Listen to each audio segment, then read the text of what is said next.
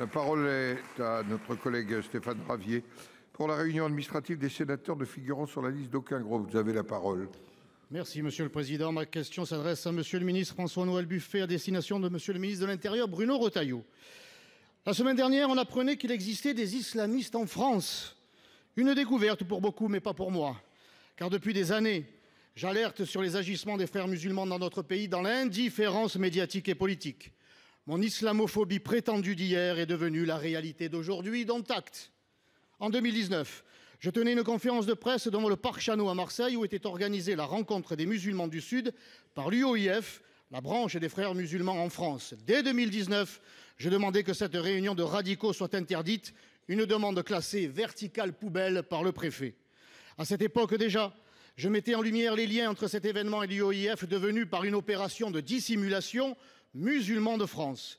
Sous ce nouveau nom, il déclarait que l'imam islamiste Iqwisen était un homme de paix et de dialogue, au moment même où il était expulsé de France. Cet Iqwisen qui nie le génocide arménien, qui qualifie Ben Laden de grand défenseur de l'islam, ou que les attentats de Mera étaient en réalité des pseudo-attentats dirigés contre les musulmans.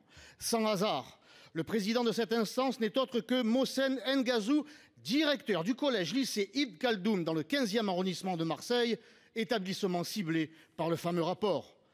Et cela n'a pas empêché le maire de Marseille, Benoît Payan, flanqué de sa troisième adjointe Samia Ghali, de lui rendre visite. Pourtant, déjà à l'époque, ce lycée avait reçu des fonds saoudiens, un pays qui n'est pas réputé pour respecter les principes de la République française.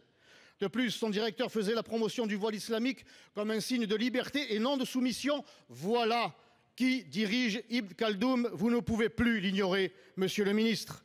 Je ne vous demande pas de dissoudre les frères musulmans, nous savons, vous et moi, qu'ils agissent via des associations écrans ou satellites, c'est à elles qu'il faut s'attaquer, vous avez raison, et je vous en offre deux sur un plateau. D'une part, le collège-lycée Ibn Khaldoun, d'autre part, l'association musulmans de France. Voilà deux étendards, deux structures des frères musulmans, c'est simple, c'est clair, c'est précis. Monsieur le ministre, allez-vous entamer des procédures pour fermer ce collège-lycée et dissoudre Musulmans de France? Allez-vous passer des paroles aux actes?